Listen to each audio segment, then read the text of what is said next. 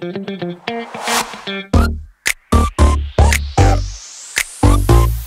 it.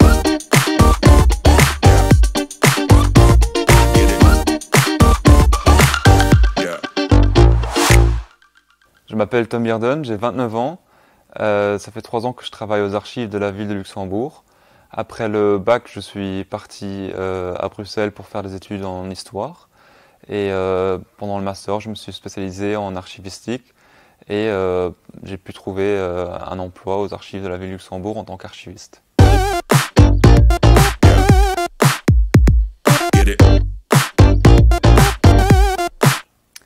Pendant mon master en histoire, j'ai beaucoup côtoyé les archives. Et les archives, c'est un monde qu'on ne connaît pas. On ne sait pas exactement ce qui se passe derrière la salle de lecture. Et du coup, je me suis spécialisé en archivistique pour justement connaître ce monde.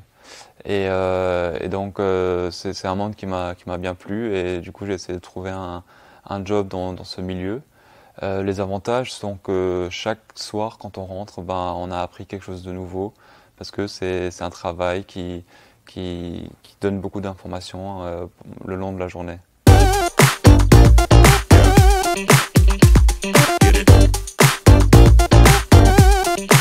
Als Archivist brauche ich eine Begeisterung Wissen.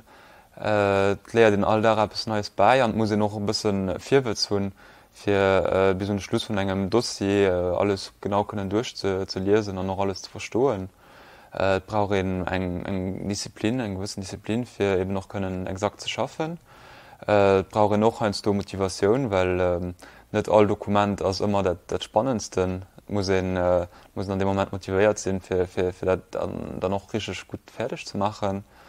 Und so ist eine solide Basis an der Geschichte, das also nicht vermutet will, für eben schnell können verschiedene Kontexte zu verstehen und dann eben auch den Dossier oder Dokument selber zu verstehen.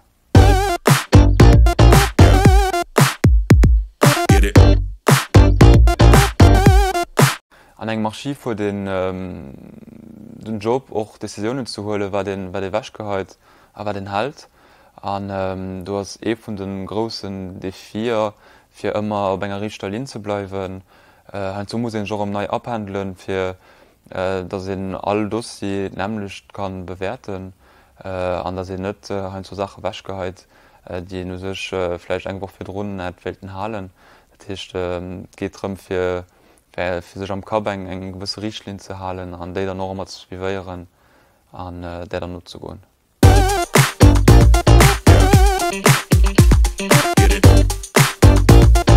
Wir sind ein ziemlich kleines Archiv, das heißt, wir können mit einem Stagiaire oft vielleicht durchgehen, was die Uni zum Beispiel aufrät oder was hier Forderungen sind, und dann können wir mit dem Stagiaire zusammen gucken, was wir dem Stagiaire können bieten als Arbeit während seines Stage.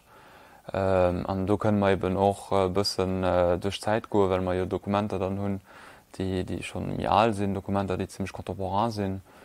Und das hängt dann auch immer ein bisschen davon ab, was der Stagiaire sich erwartet. Wir haben oft Stagen, die lang dauern, also ab 3 Wochen, weil ab 3 Wochen kann ich einen richtig etwas aufbauen und da lernt der Stagiaire wirklich etwas Schönes von uns, und wir noch etwas vom Stagiaire. Und muss auch sagen, dass, weil wir klein Archiv sind unsere Kapazitäten auch nicht die größten, aber wir können auch nicht ganz viele Leute abholen. Natürlich, wir holen immer ein paar Stagiaire am Jahr, aber das ist auch noch immer begrenzt.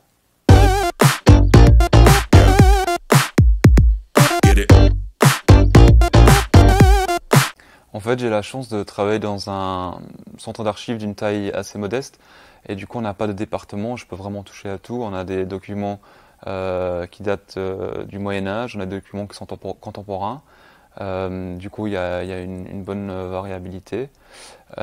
Puis l'archivage en soi, c'est en fait une prise de contact avec des services qui nous transfèrent les documents, qu'ils ne l'utilisent plus dans leur administration.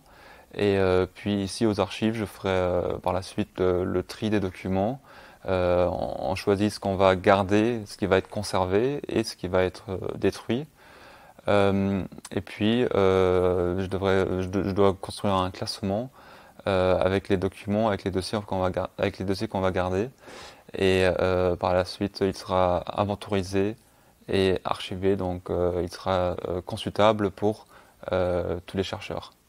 Puis dans un deuxième temps, on reçoit beaucoup de demandes de chercheurs pour faire des consultations dans notre salle de lecture. Du coup, on doit gérer les consultations, la prise de rendez-vous. On doit également parfois conseiller les chercheurs ou leur expliquer ce qu'on a encore d'autres d'autres informations. Puis je m'occupe également du site internet, donc actualiser ce que moi et tous mes collègues inventorisent pour que ce soit toujours à jour sur notre site. Et puis je m'occupe de notre rayon social media parce qu'on a encore une page Facebook et une page Instagram où on publie une fois par semaine un document avec une petite histoire sur ce document.